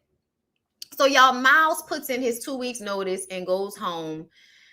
And Faith is there talking to him and being sexy, and they drinking, and she's basically talking about how if she gets this gig, then it's time to go. She's always on the run, can't ever stay in one place too long. And Miles says that that's bullshit. It sounds like a lonely life, and she should stop pretending like she doesn't need anybody because she's just lying to herself. He read her down and then got up and went upstairs like, now come get this dick. That's what it felt like. But I don't think that's what happened. I think he really was just telling her that, and then he was trying to get himself out of that situation. And then she came up there and put that pussy on him, literally. Like, she didn't have any panties on under that skirt. And then she walked over to him and put her legs over his legs. And that's when he put his hands up her skirt and felt she ain't had no panties on. And after that, we knew. I mean, we knew they were going to fuck when she showed up to his performance, because she was showing up to support him and he wasn't getting support.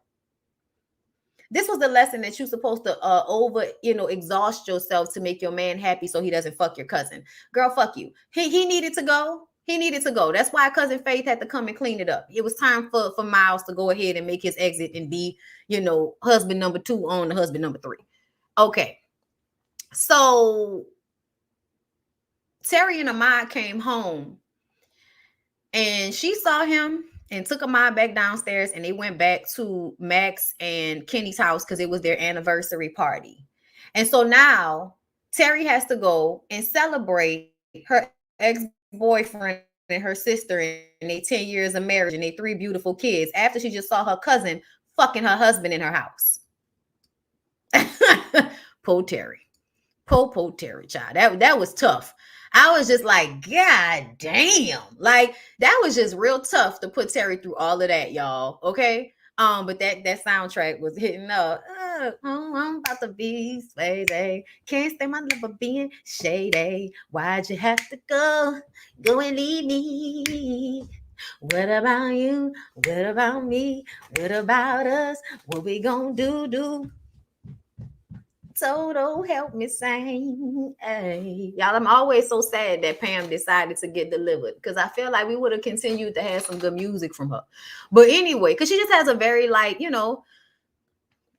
unique sounding voice. With good beats, it always rocks. Don't matter who knows. I'm not going to do it. Okay, so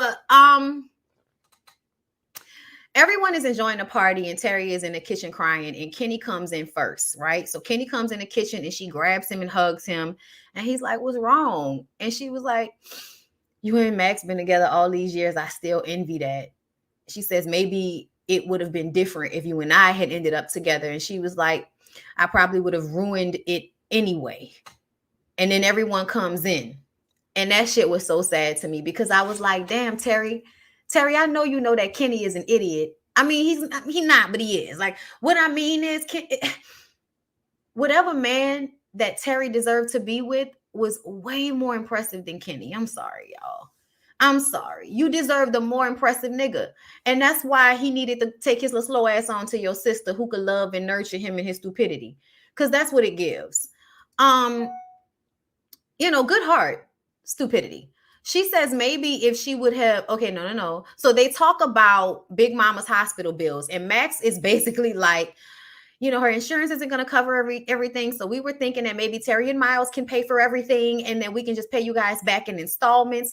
And Terry says, what? I'm already paying the mortgage and the utilities in this bitch, which doesn't make motherfucking sense since Bird and Lim are living there. What is going on? I bet you any money that Terry was paying for Big Mama's house and letting Bird and them stay there so that they can save the money to pay her back for the loan. Oh my God. And then she says, well, next you'll want me to bail Lim out of jail. That was her guilt. I think she did feel guilty that ended up getting him put back in jail after she found out that he did not hit Bird. But either way, I said, Max, you got your motherfucking nerve. Max, your husband just brought a brand new computer into y'all house and you just had a third fucking baby. And you gonna turn around and say to your sister that she needs to pay everything and y'all can pay her back installments? No, bitch, you gonna foot some of this bill. I'm not paying shit. You gonna foot some of this bill. Oh my God. Bondy mad for real. Why would I be mad for real? I'm reviewing this. Y'all leave me alone. Anyway,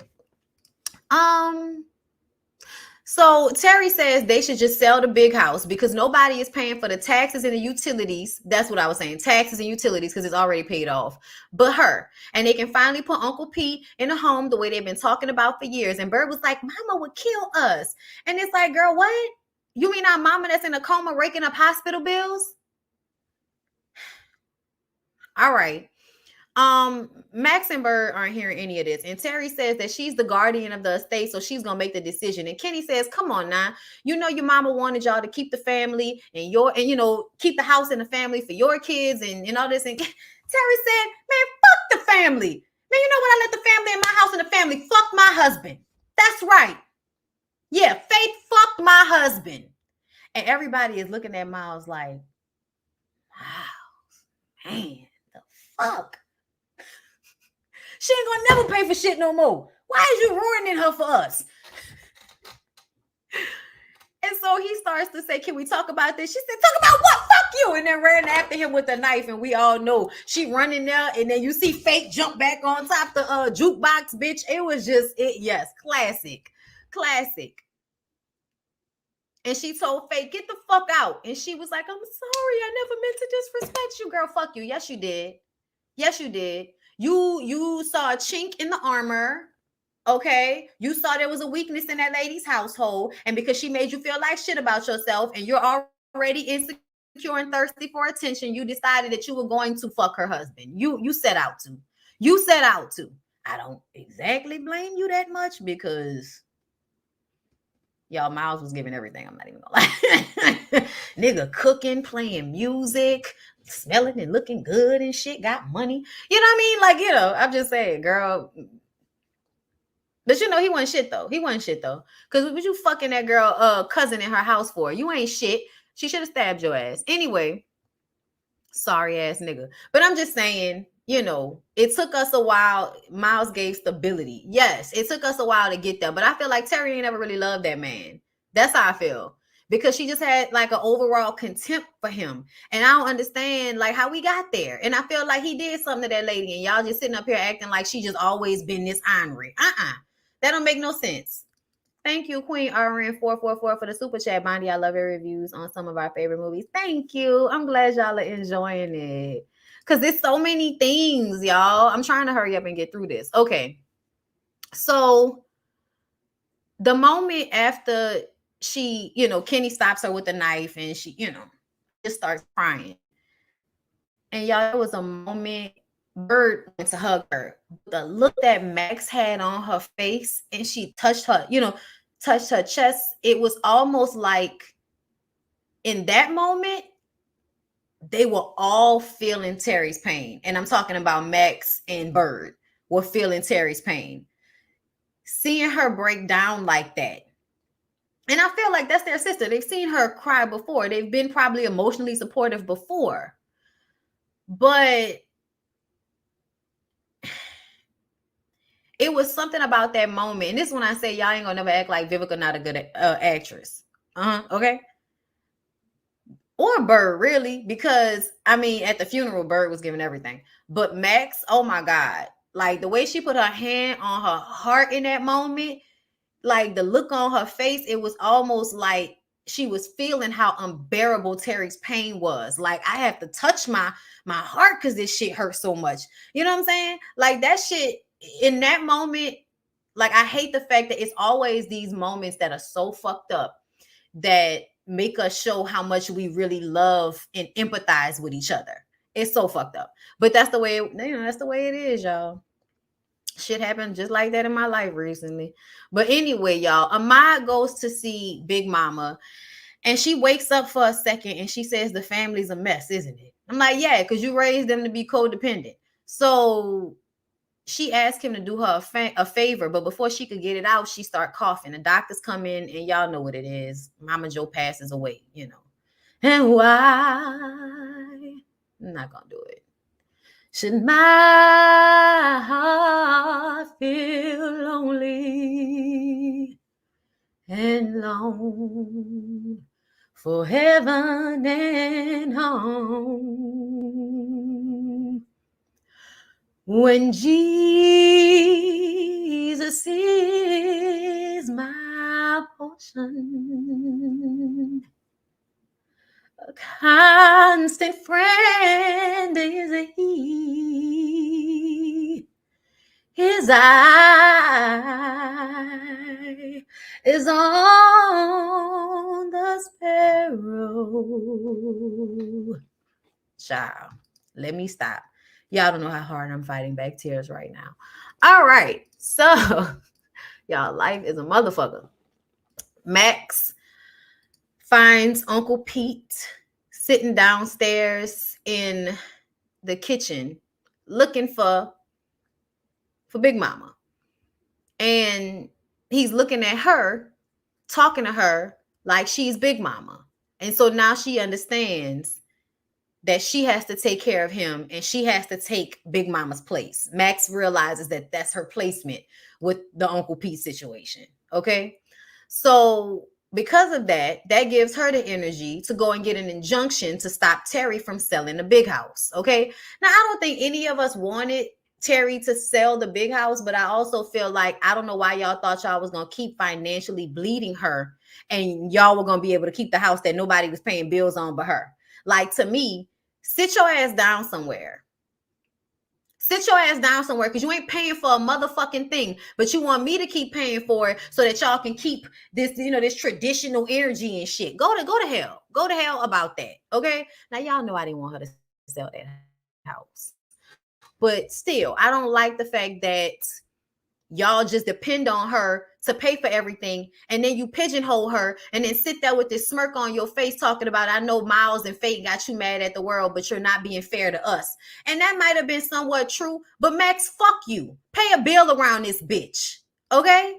I'm sorry, y'all. That's how I feel. So Max leaves. I mean, Terry leaves. Terry's like, okay, you got an injunction. Fuck it. I'm out of here. Whatever. Okay? So Bird goes to the bathroom to throw up, and Max follows behind her. And, she was like, Lim's gonna be a daddy. Yeah, that's right. You pregnant for a nigga in jail. Sad. She's scared. Max tells her that she can't go to her ex to help her husband get a job. A man, you can't go behind a man's back like that. She was like, a man has to feel like a man. And if he feels like you're taking that away from him, he has nothing. That's bullshit. She shouldn't have got him that job in that way. But to me, if it makes him feel less of a man for her to get him a job, then it should make him feel less of a man to let her foot the bill and staying in her fucking mama house where they don't seem to be paying any utilities or taxes because Terry's paying them. So if he should have felt less of a man, he should have felt less of a man because he was living off fucking Terry and Bird. This whole thing is about preserving how men look. Okay? She says, remember when daddy lost all that money and almost lost the house? She said, mama didn't trip. She did what she had to. And she left him with his dignity intact. Men need that. Let me tell you what I need. I need a man that's not going to lose our fucking house gambling the money away. That's what I need. So if I can't get that, then you're not going to be able to keep your dignity intact. Why should your dignity remain intact after you do something like that? Why?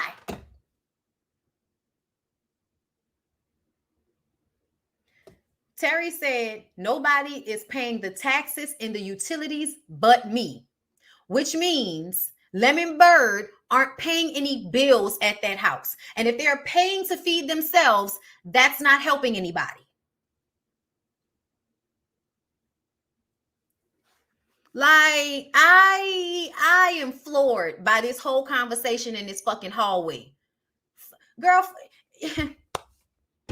your mama died before she should have because she worked her whole fucking life on her hands and knees, even with a husband, because he had the room and the wherewithal to think he had money to gamble.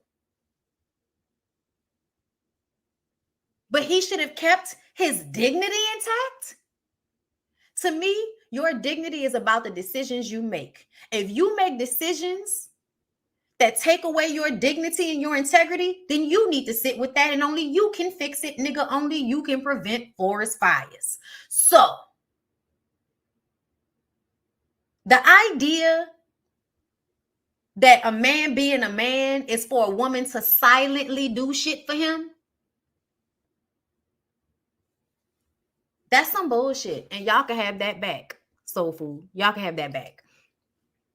Okay?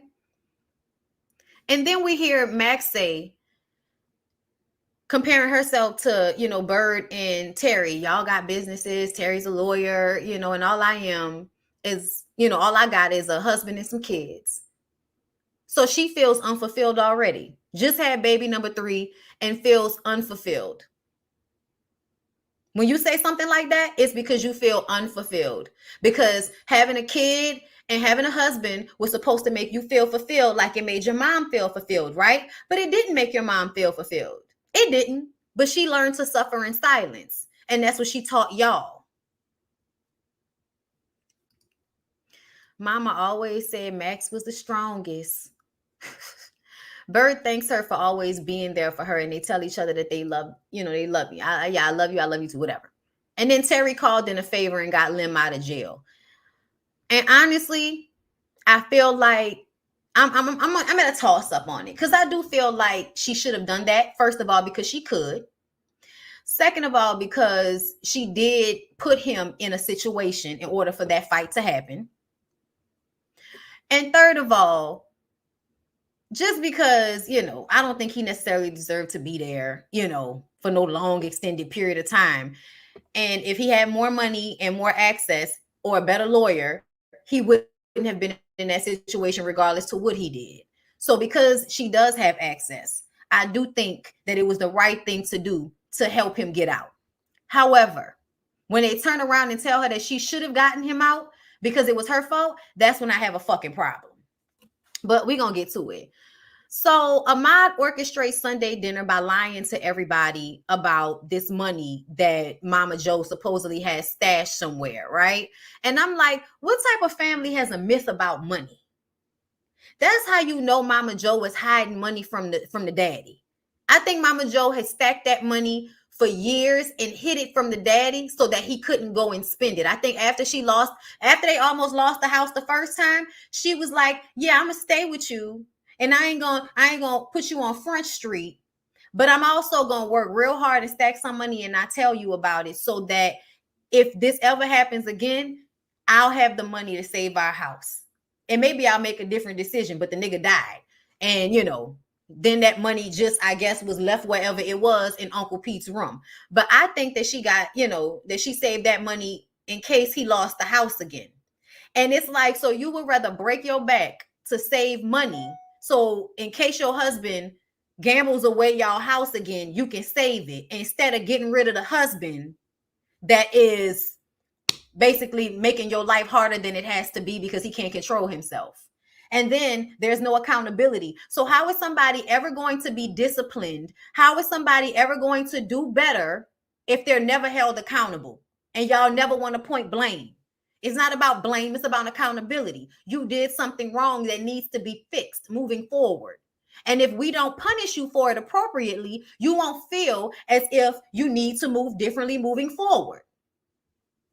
Sometimes almost losing a house wasn't enough when the woman will go and do whatever she did to make more money. That's crazy as hell. So everyone shows, slowly but surely, everybody comes in and kind of assumes their roles in a house. Because at this point, they family and they miss each other. And anybody that grew up in a big family and grew up spending a lot of time together, just being around each other is some type of endorphin rush. Thank you, Queen Bondy. You have me in tears here. You said truth on generations of my family. Thank you. I appreciate you, love. Let me tell you, it ain't just your family. It's everybody, girl. So Lim comes in not long after, and well, Miles came in first and shit got awkward, and then Lim came in after, and Ahmad has to tell him that he's still a part of the family, and he apologizes for letting him down and says that he didn't beat on his auntie, but he pushed her, and that was bad enough, but he would never hit a woman. See, this moment is what made Lim worthy of saving. Most of these niggas don't really be worthy of saving, y'all. They really don't. But they'll give you somebody like Lim in a movie so that in real life, you'll think that all of these niggas are wounded baby birds that just need a woman from a good family to help them get they shit together. And all of a sudden, they're going to turn into a beautiful, fine, half-street businessman that you didn't put all of this time in that has good dick. That's what y'all think.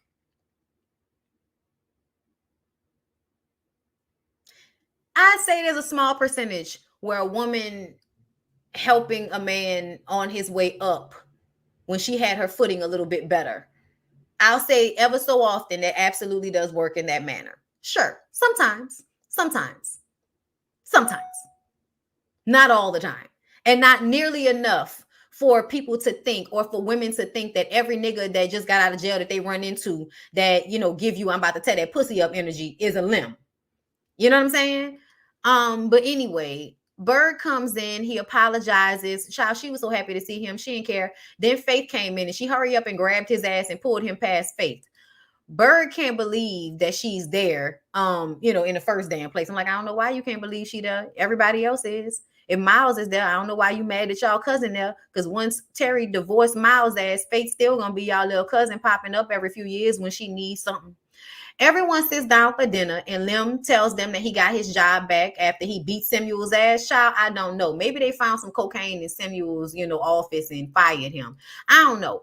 Kenny asks how he got out, because Kenny always asks the most, weird, loud, uncouth questions sometimes. And Terry says that she pulled some strings and, that she felt bad. And he says, well, you should have, because of you, I spent weeks in jail. And she said, well, you should be thankful. And that way you can take care of your pregnant wife. Mind you, Bird hadn't told him that she was pregnant yet. So he was like, pregnant? And this is when Bird pissed me off. Bird said, you know what, Terry, nobody asked for your help. And you need to worry about your own husband and while he's sleeping with her. And I was just like, Bird, you asked for her help when you called her as soon as the nigga came in there and pushed you and broke the glass. You asked her for help when you asked her for the loan to open your business. You asked her for help when you stay in Mama Joe's in them house. And you know good and goddamn well you ain't paying no utilities or no taxes, but Terry is. You didn't have to ask Terry for help because Terry has been raised to offer her help without being asked or prompted. That's what Terry does. And y'all count on that. Y'all take advantage of that. And then you use it to throw how dare you, Bird? How dare you? How dare you throw that in her face? How dare you? At the end of the day, neither Miles or Terry need you for a motherfucking thing. How dare you throw that shit in her face like that at that table?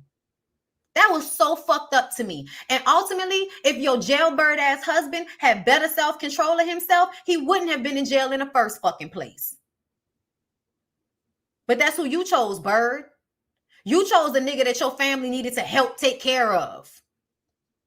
And now you got the audacity to throw that shit in Terry's face. At the end of the day, y'all, Terry and Miles were not supposed to be together. They were supposed to be together for a short amount of time, and then it ended. Okay? And when that happens, the truth of the matter is, no matter what Terry did or no matter what Miles did, they were not supposed to be together. Period. Point fucking blank. So for anybody besides Miles to feel like they can throw blame at Terry for what happened between Faith and Miles, shut the entire fuck up. Because it don't matter how she treated him. He should have never felt like it was okay to fuck her cousin in her house. So what are you talking about? It don't matter how much she would have been dancing or anything else. If he did that, that's still on him. It don't matter. It don't matter what she did. She didn't do him that. The fuck? Anyway, oh Lord, y'all didn't annoy me with that one, bird. Okay. Terry says, so is that it? Did I not take care of you, Miles? And I don't even know if he said anything. He was like, he says they haven't been happy for a long time and they used to have so much fun. And it's like, I think life just kind of took over. But to me, you always have to be able to revert back to your childlike, being present in the moment, enjoying life. You have to remember to enjoy your life, y'all. And that's what I think Terry forgets. But that's because everybody puts all of this pressure on her, She don't even feel right doing things for herself if she's not also helping somebody in her family. And it shouldn't be like that. Terry says, because Terry is the one that did all of the work to get where she is. So she's the only one that should be reaping all of the benefits of it. Miles says, good luck with Big Mama's money. And he gets up to leave because Terry says, seems like everything she loves, she loses. It was so sad. And when he said that about Big Mama money, Matt's like, what you talking about? And this is when we all realize that Ahmad lied. So they tell Ahmad to come in there and they do what a lot of people do. And I want y'all to stop doing this. And I saw my own family do this. If a child does something and there's, a whole bunch of family in the room, can y'all not do the thing where y'all like attack the child as multiple adults? Only one or maybe two people, the parents or one parent, needs to be in a child's face at one time reprimanding them about something. You don't all need to have a room full of people going off on a child for something that they did wrong. I don't like that. And I have seen that many times in my own family and in other Black families. Y'all like to gang up on kids together, and I think it's fucking weird. I don't know if we're paying attention to what we're doing, but I was standing there one day watching it, and I was like, yeah, this is not, I don't like this. I don't like this. All y'all don't need to be telling her the same thing at one time. Back the fuck up. Okay. And I ain't even a little girl mama or nothing like that. I'm just her cousin. But I was looking at him like, y'all doing entirely too fucking much. She don't need all y'all in her face at one time. That's way too much. Even though she was being bad, but still, no, one person needs to correct her at a time, doing way too much. And that's what they started to do to him. So he started to cry and he said, this is y'all fault. Y'all broke up the family. Big Mama wanted me to help get y'all back together, so I lied because I knew that y'all would be, brought in by money with y'all thirsty asses, okay? And so then Uncle Pete comes in with the TV. Okay, no, he ain't coming yet. The fire, yeah. Ahmad had left a towel on the stove. The stove fire, this is what me and Lyric was arguing about. So y'all know the stove caught on fire, right? 3 men in his house. All three of them go in the kitchen. It's a grease fire at this point. It didn't start out as a grease fire, but once grease has caught fire because there was food and grease on the stove. Once it's caught fire, y'all, grease fires can't be put out with water. Water only makes it worse. So you have to have an extinguisher or you have to have like baking soda powder, like something that'll kill it like that. But water is not going to work. So Lim stands there and pours water into a pot to throw on it, and it makes it worse. Terry comes in and says, oh my God, the house. And then Kenny says, we need an extinguisher. Get an extinguisher. So she gets the extinguisher, hands it to him, and they put the fire out. So I was like, there go Terry coming and saving a fucking day. Baking soda or flour. Thank you. And my husband was like, man, Kenny was the one that told her to get the extinguisher. I said, but there were 3 niggas in that room. Why did she need to come into the room in order for the brain power to raise? And now we know we need an extinguisher. Another thing, why did she have to be the one to get it? Kenny, there are 3 of y'all doing absolutely nothing to stop this fire. I know y'all think y'all are fighting the fire, hitting it with these little rags, but y'all weren't doing anything. One of y'all could have stopped doing what you were doing and went and got the extinguisher. But no, it took Terry walking in and saving the fucking day, which is why she's at the center of the movie. The movie clip. I mean, y'all know the movie picture or whatever.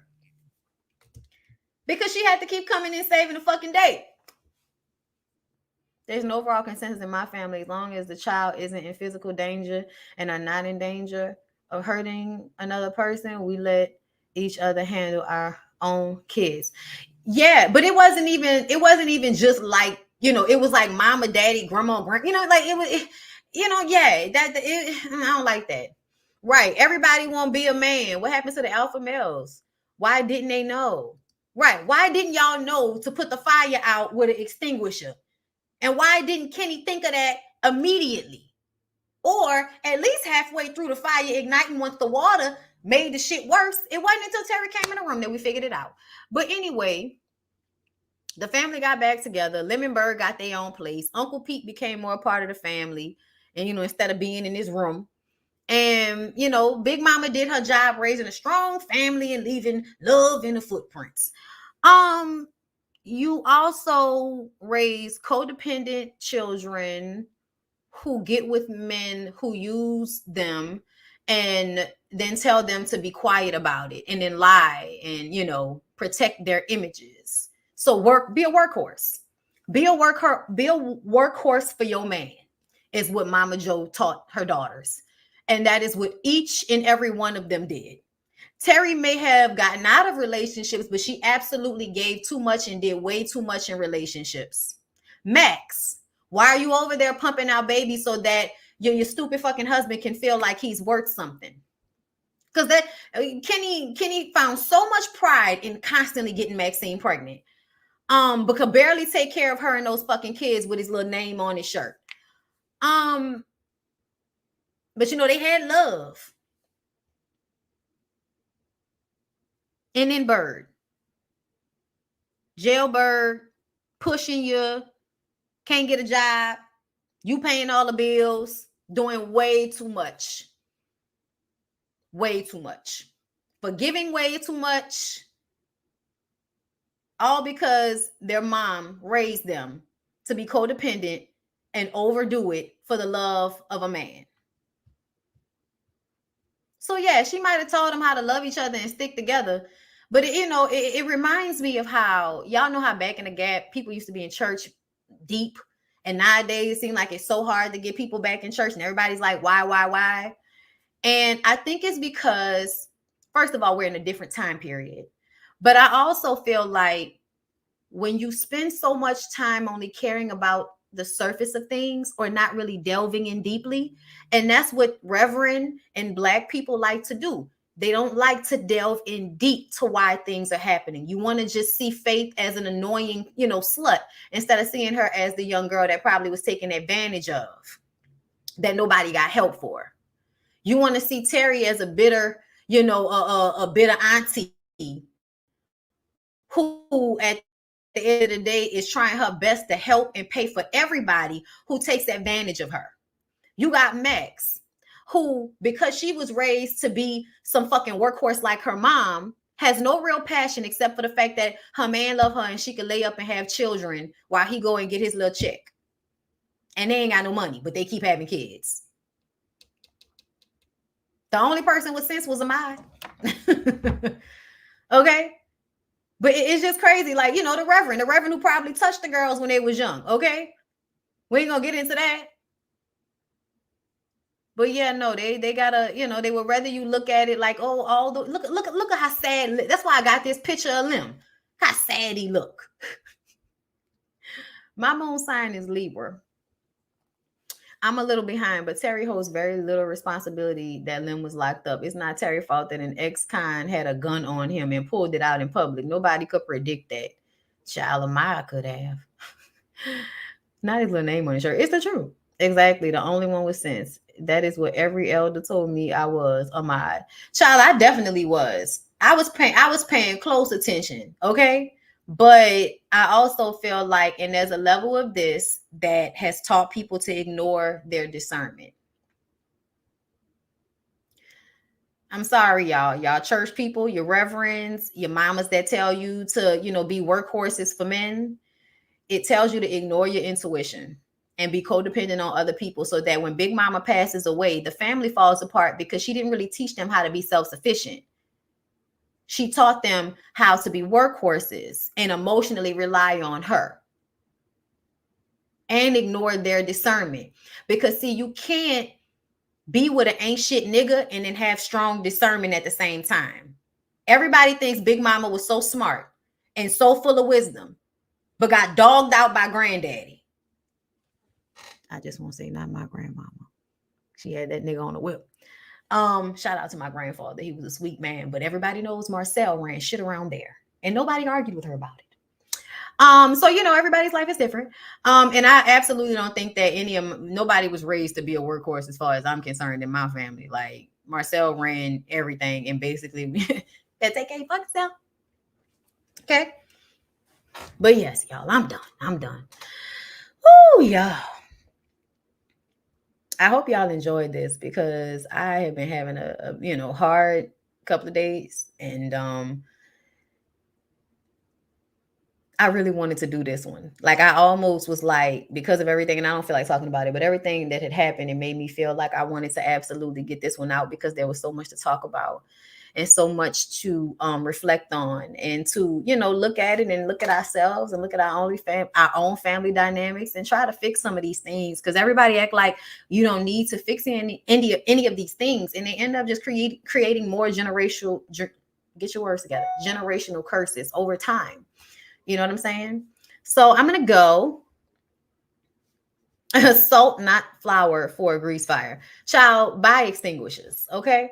I love y'all. I appreciate y'all. I'm glad that y'all came. I'm glad that y'all enjoy. Please like it. It reminds other people to come through. And y'all be on the lookout for Bondy's Boudoir on Monday with me and Sex with Ashley. I'm super duper excited about this new series that I'm going to be doing. So yeah, I hope to see everybody there. Y'all make sure y'all have a good rest of y'all day. Like the video on the